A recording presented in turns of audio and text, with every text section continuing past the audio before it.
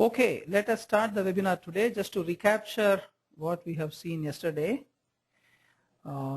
we went through the data preparation. We prepared the data based upon our database design,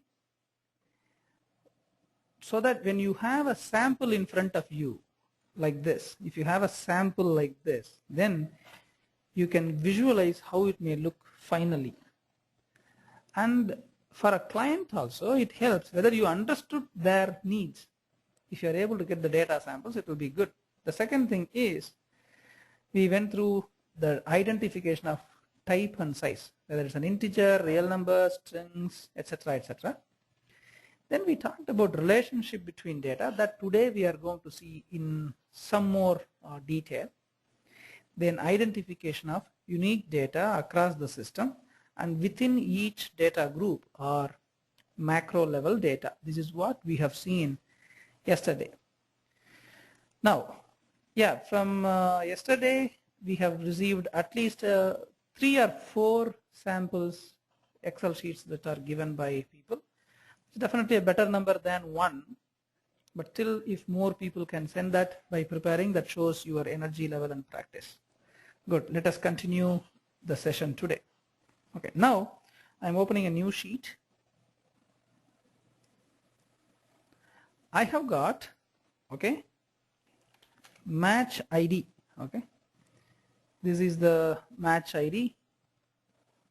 Today we are going to talk about the relationship between the data. Now, there is a match ID, and then, okay, before that, let us say matches. Now there is something called overs. Now there is something called balls. Okay. Now there is something called shots. Okay.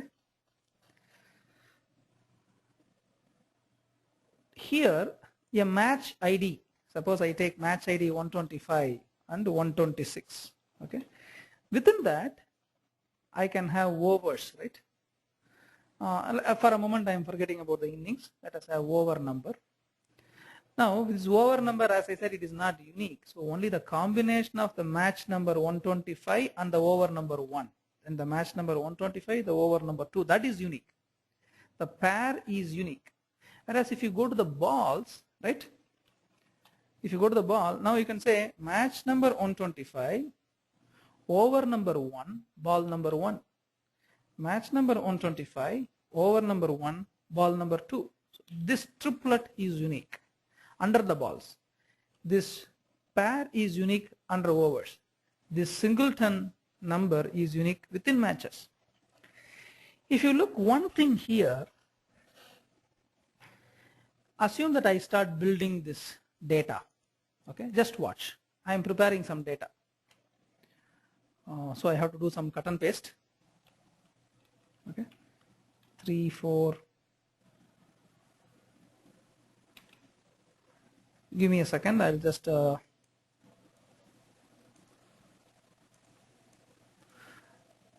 there are 6 balls in that, 6 overs in this.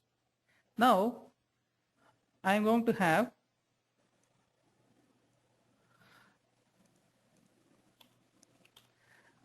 now it is 125, match number 125 over number 2, okay, over number 2, 1 and 2. Just watch what I'm doing. This keeps on growing. There is a relationship right here. This is what we want you to understand very clearly. This is one ID. Suppose I have an ID in this overs, something like 130, okay. Overs number 130, sorry, in overs data, I cannot have a match number 130 provided it is not here. If I have only 127, 128 and 129, in this group, if I do not have a number 130, in this group also I cannot have that 130. This is one principle. This principle means overs have a direct relationship with the match. That means overs are contained within the match. An over cannot have a match ID which is not present under the matches. Okay, let me just insert one more row here. This is match ID. This is match ID. This is over ID. This is match ID. This is over ID. This is ball ID. Again, you can say ball number or match number. I'm just using ID. Okay. A match ID which is not present here cannot be present anywhere which are having a relationship. Okay. This concept is called foreign key. Okay. There is a concept called foreign key. Foreign key means some information here, okay, like this, it must be present in another place. There is a relationship, okay. But there is a condition for the foreign key, okay. There is a relationship called, there is a dependency, okay. I say match number is the primary thing. Overs are dependent on matches. Okay. So if I have a number called 130, that should also be here. That is a dependency. But within that dependency, if I say foreign key, the very specific thing called a foreign key, before the simple thing is the match ID over here must be present over here also. The match ID present here must be present here. The over ID present here in the balls must be present in overs. I cannot have over number 15 for the match number 125 if there is no entry for over number 15 in this group. This is called foreign key relationship. So one condition of the foreign key is whichever data combination that you are using, that must be present in another table on which you are dependent. Over is dependent on matches. So when over contains something called a match ID, that must be present here. Balls are dependent on overs. That means a match ID and over ID which are present under the balls group must be present in the overs group. So this is called the dependency. Within the dependency, foreign key means one more thing. Within matches, this match ID is unique, right? Unique items are also termed as primary keys, okay? Unique items within the table on which you are counting on something. I count the match ID, matches based on the match ID. Within the overs, I say the combination is unique, so I treat that as a primary key. Within the balls, I could see 125, 1, that ball ID, that triplet is a unique thing. So for this group, primary key is this combination. For this, the primary key is this combination. For this, the primary key is this combination. So the foreign key means the dependent group here, item here, the 125, this must be the primary key of some other table. It must be present. That is the dependency. But more than that, one more condition. What you see here as 125 must be the primary key of some other place. I see a unique thing, 125, 1. This pair must be a primary key of some other table. So primary key meaning within that group, or also known as table, that data combination is unique. That is called a primary key. For example, the match ID, the group, the combination match ID over ID, this triplet, this is a unique ID. Then what is foreign key? The foreign key means, right, the dependent data must be the primary key of another table That is called a foreign key. So this dependency of 125, 1 must be the primary key of something else. This is called foreign key. So accidentally, if someone does an insert into the table or entry into the table 125, over number 15, if that 125 and over number 15 is not here, it is a violation, right? That means a reference is missing. A reference is missing. That means this data is dependent on some other table. But in this table I have this information, but the other table which is supposed to have this combination as unique key is not there. Then that means a reference is missing. This is called lack of referential integrity. Lack of referential integrity meaning I have a check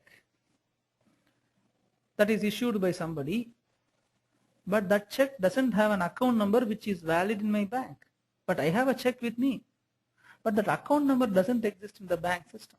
How can it happen? That means it's bogus, right? So, same like I have a PNR number, but that PNR number is nowhere present in any of the trains, right? Or that PNR number contains a train, that train number doesn't exist. It cannot happen. It can happen provided your applications are having bugs. It can happen if your database is not doing proper referential checks. This is the key differentiator between DBMS and RDBMS. DBMS, right? Database management system like FoxPro, right? DBase, right?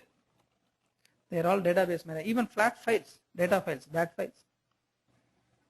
DBMS will not do a referential integrity check automatically, whereas RDBMS, the moment you say this data in this table is a foreign key in another table, and this data is a primary key in this table, if somebody or if some program automatically tries to insert, update, delete data from one place to another, it will straight away give issues and exceptions.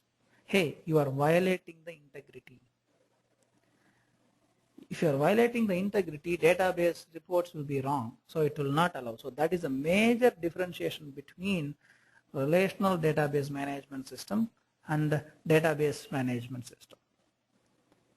Is this concept clear on unique and primary versus foreign keys?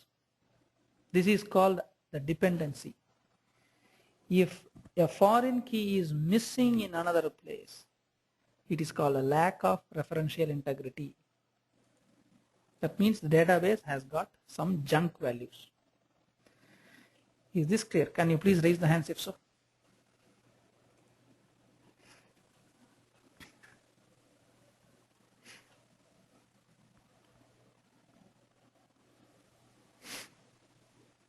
Okay.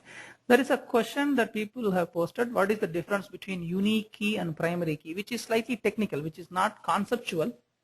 Conceptually, both are same. But when it comes to technical, in databases, there is something called null values. Okay.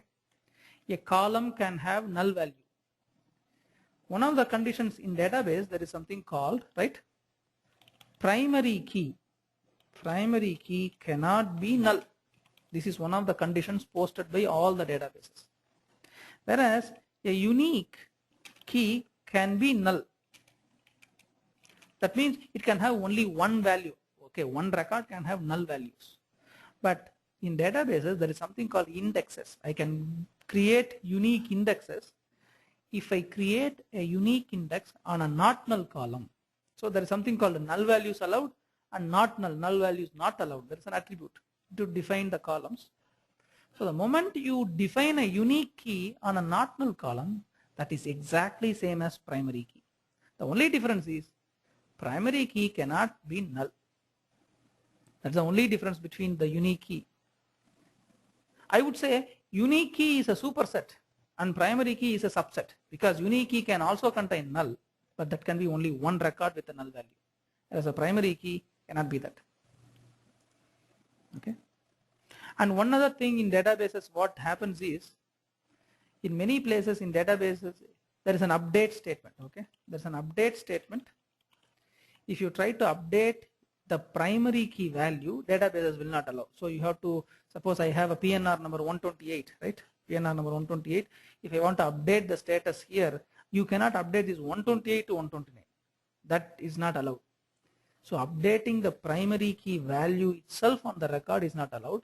Whereas on the unique index, that is, so it creates unique key, updating that value is also allowed. So I would say, again, many big database designs, okay, they will always define unique indexes, not primary keys, because primary key has got lot of restriction, like it cannot be null and it cannot be updated directly. So many big time databases I have seen which are having multi-million records, they will always go for unique index rather than a primary key. So in today's context, I would say the unique key is a superset of, it contains primary key also. Is this clear?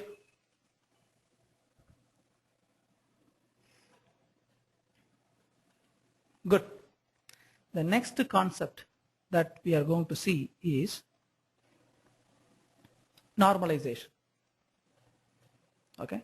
Again, there are multiple levels of normalization. Okay. There are multiple levels of normalization, but we always go with the first two levels of normalization. Okay.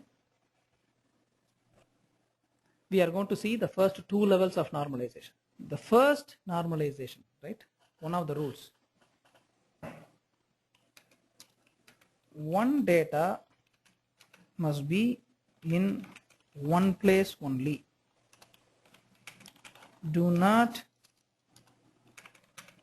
try to duplicate, or say do not try to copy. I won't use the word duplicate. Copy everywhere. What does this mean? Data must be in one place. Let me go back to this sheet. I've got a match ID, right? Team A India within that. Now I have got the innings, over number 45, bowler, and all this information. Okay.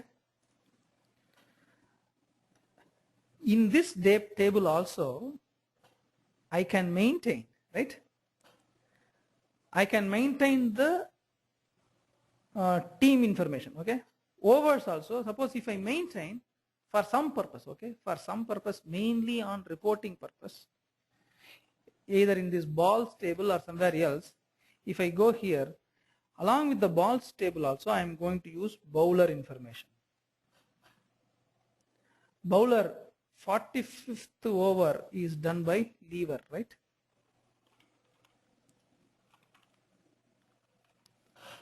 No harm. This gives me a clear picture. Over number 45, ball number 2 has been bowled by lever. Very clear, absolutely no issue.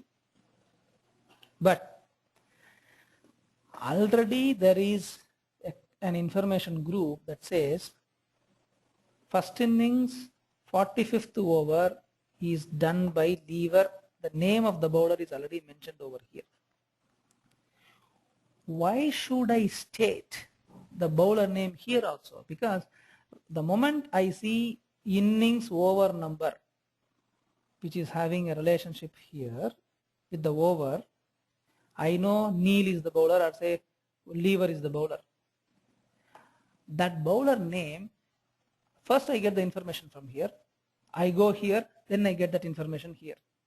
I do not have to store this bowler information here. Why? What if I store? No harm, absolutely no harm. It is not wrong at all. Okay. But remember, it is taking additional 5 bytes of data. So in that case, you can store the umpire name also with the ball, right? Anyway, the moment I know for this over who is the umpire, why should I have that umpire information also ball by ball? So everywhere for 6 balls, I will have lever and 5 into 6, 30 bytes extra stored in my database. So the first level normalization says, ensure, again, I'm not strictly going by the theoretical way of normalization standards and other stuff, but the fundamental principles that we use in the companies, what we do is very simple. A related data must be contained within itself. Don't try to have in every place because it occupies a lot of space. Everywhere, do not try to put all the data. If it can be in one place, store it in one place. Let all other things come by dependency, right? Innings and overs and balls are dependent on the overs. Innings and overs are dependent on the matches, right? So when the dependent information is already available in some other place, I don't have to copy the same data and carry the data everywhere. That way, each packet of information, but to main, you can always say, hey, match number 125 things 145 and over number 45, they are already available here also. Why are we storing here? Without giving these three minimal information, we cannot have the dependency established. To make balls dependent on overs, you need these three information. You need not have the bowler information. It is enough this information is available. To make the dependencies work, all you need is this primary key foreign key relationship. Once that is established, rest of the data need not be carried. Okay, that means this information is separate and specific to this balls alone. This information is specific only to overs alone. This information is specific to matches alone. Apart from the primary key foreign key relationship established, rest of the data you store in each table is specific only to that. You don't have to carry forward all those data in the dependent tables also. If you do, it is not wrong, but the problem is for every record it occupies space. Every byte, right? If you are using SaaS model, software as a service model, every byte you store, it is cost. So the more you store, the more cost you pay. So to minimize the data storage, have one data in one place. That data to be specific to that record. Rest of the data need not be carried forward. Is this clear to you? The first rule of normalization. Can you please raise the hands if so?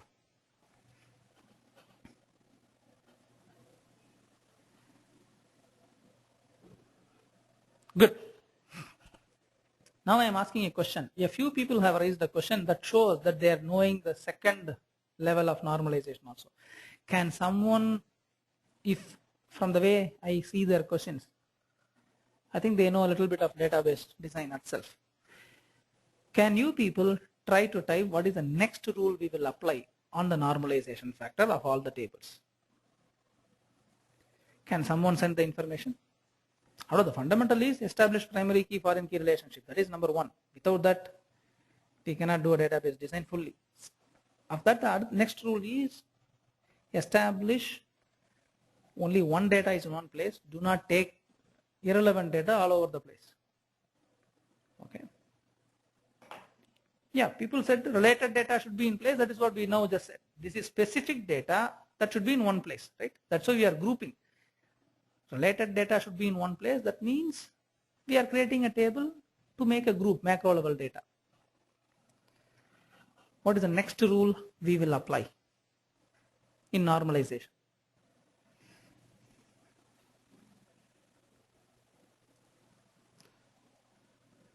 So people have already said, again, people have used the second normal form. Okay, that is the theory part is fine. But all I look at is how we use. So that means establish the primary foreign relationship across the database that we already established. We already showed which is primary key, which is foreign key. That's a second normal form as per your theory. I am fine. Which is we have applied. What is the next rule we will apply? Can anyone suggest that? What is the third rule that you will apply in most of our relational database management system design? Again, this is the question posted only to the people who have posed questions.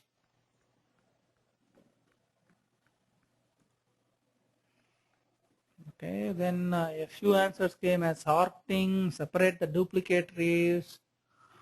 Okay, so remove the unrelated data. Okay, that's again a kind of grouping only. Remove unrelated data. It's not a, we have already done that, then only we did the grouping. What else we do? What is the next level that we do? Again, practically, there are a lot of rules apply, right? Third level form, fourth form, but practically we establish one thing. I can wait. Practically we establish something, another rule. This is one of the major rules. What is that?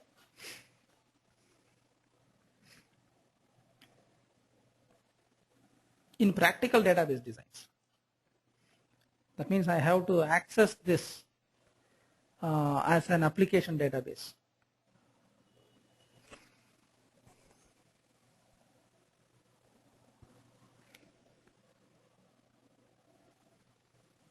Can anyone guess?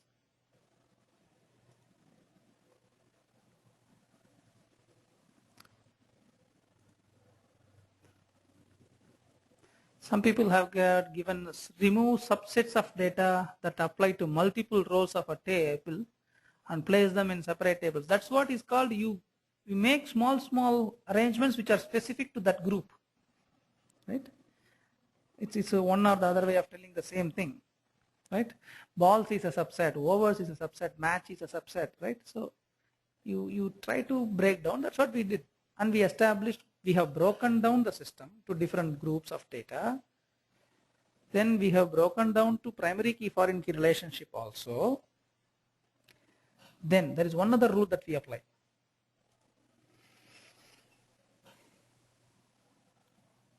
I can still wait. One more minute, let me wait before I get the answers from you. Anybody?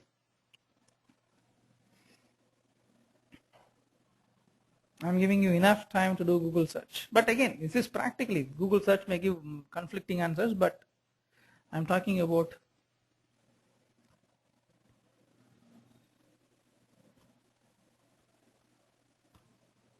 what is that?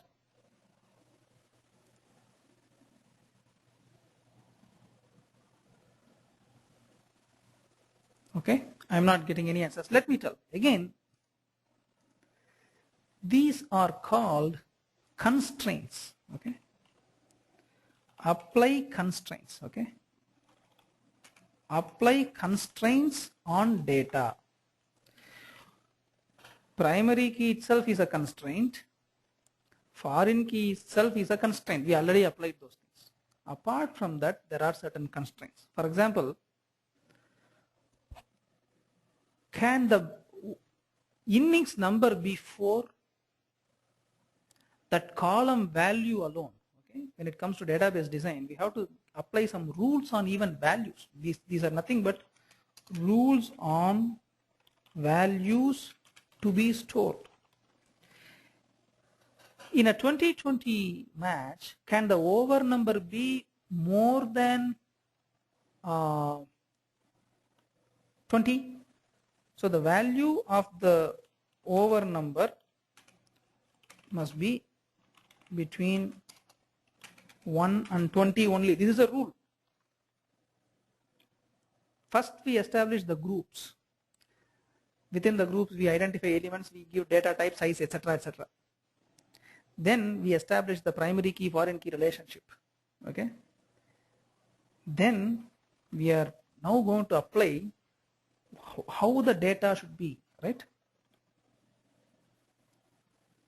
Over number must be between this and this.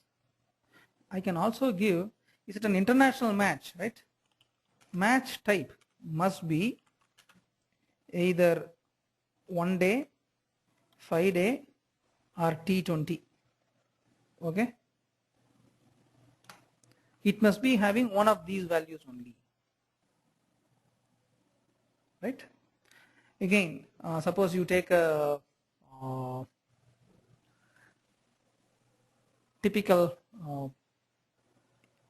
payroll systems, or say any banking system, age must be between this and that, right?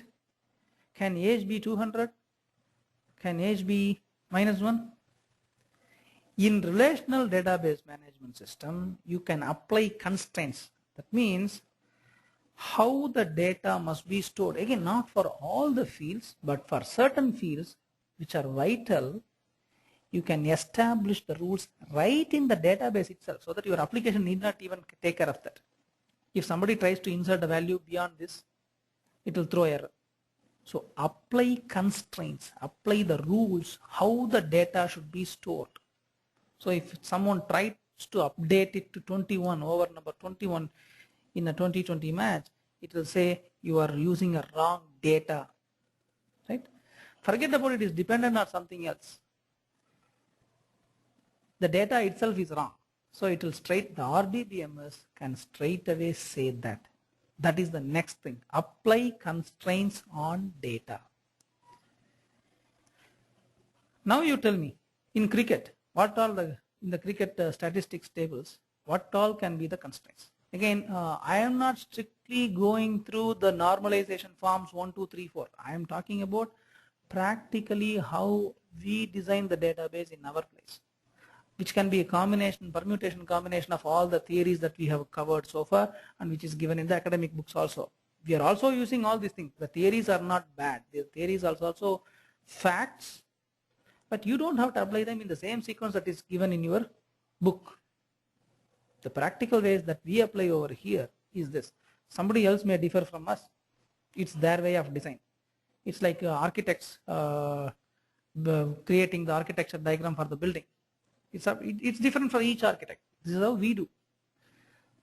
So can someone give more constraints on the cricket statistical systems? Can you type and send it to me?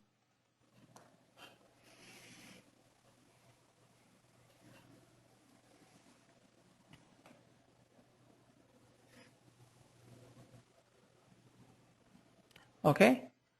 I can give the wind speed also. Humidity also should be from this percent to this percent. Fine. Correct. Pitching length. The pitching length cannot be beyond 22 yards, right? So it has to be matched 22 yards. Yes, toss. Head and tail, right? Winner of the toss, right? Good. These are all constraints. Number of players should not be greater than 11 in each team. Number of balls, right? Again, it can be between 1 and, I think there is something called overcut. If you cross beyond the 10 balls in an over, you can cancel the over. Okay.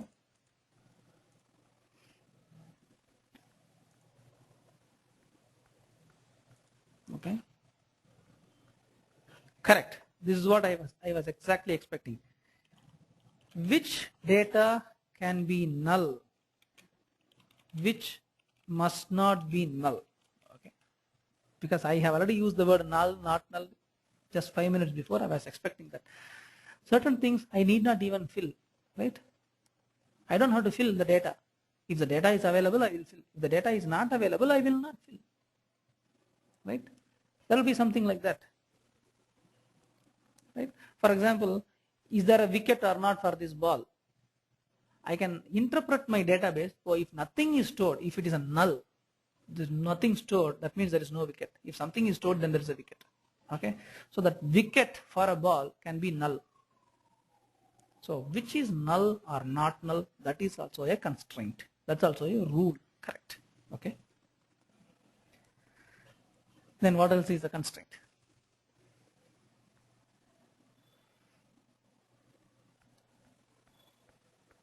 That is one good constraint that people have told. Yeah.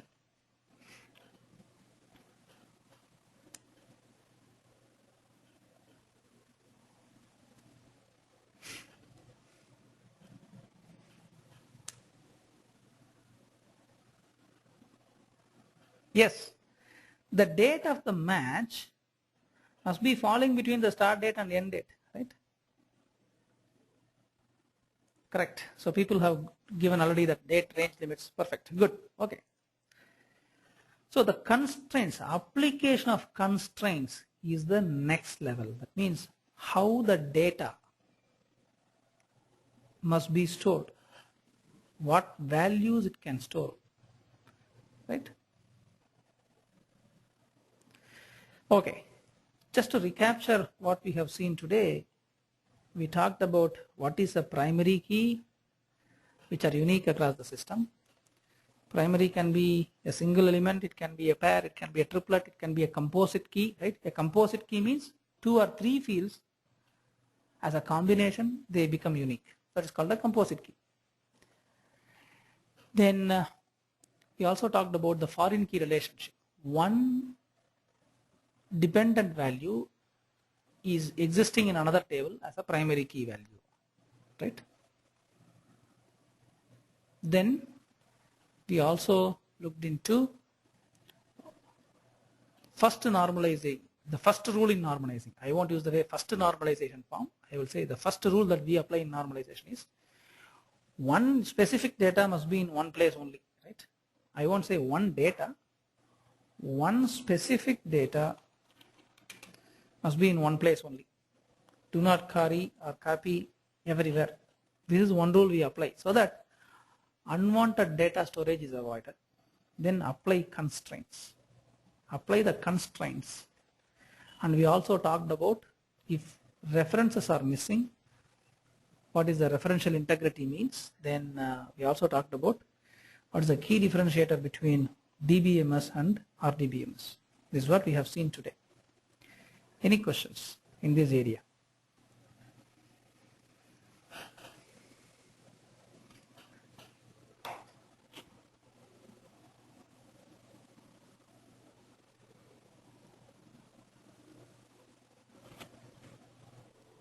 I'm listening. Any questions?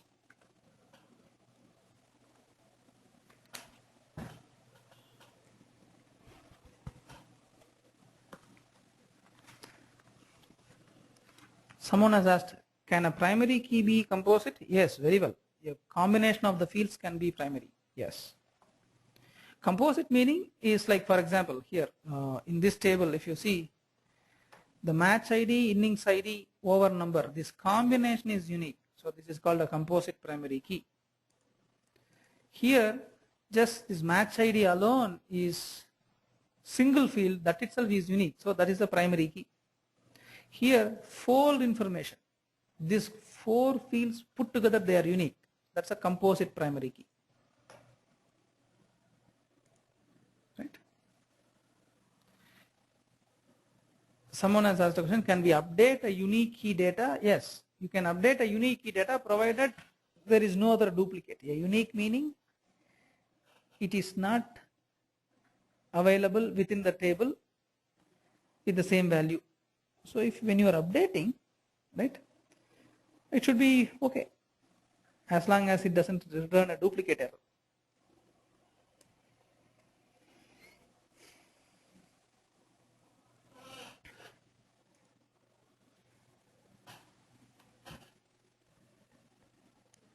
Okay, any other questions for the day? Yeah, we are going to do some more normalization and some more rules, especially access restriction, okay? Because when you give the tables, everything should not be accessible by everybody, right? So there should be some access restriction to be done, right? So that is also we are going to see tomorrow.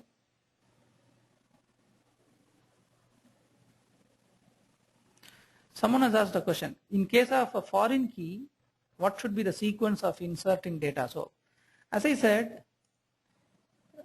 here when I am inserting a record 125,1,45, right? 125 must be available in some other table. So first this record must be available in this table, then only I should go to the other table to insert. So when you are inserting a data here, the foreign key must be already been inserted in some other place. So if the sequence is violated, it will say it's not available, referential integrity violated.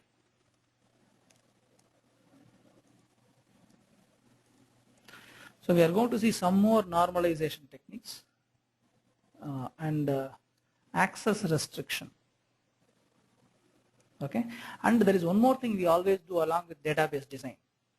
There is something called data growth and data retention. Okay, how long should I hold the data? How long I can grow the data? So that is also available.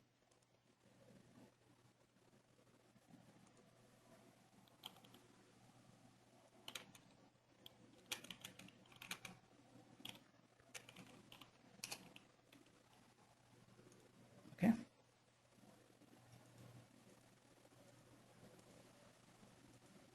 Any other questions for the day?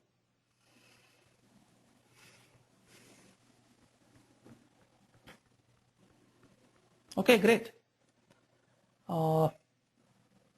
Let me stop the session here today. And before that, I'm not sure, we have introduced a word game also into our system.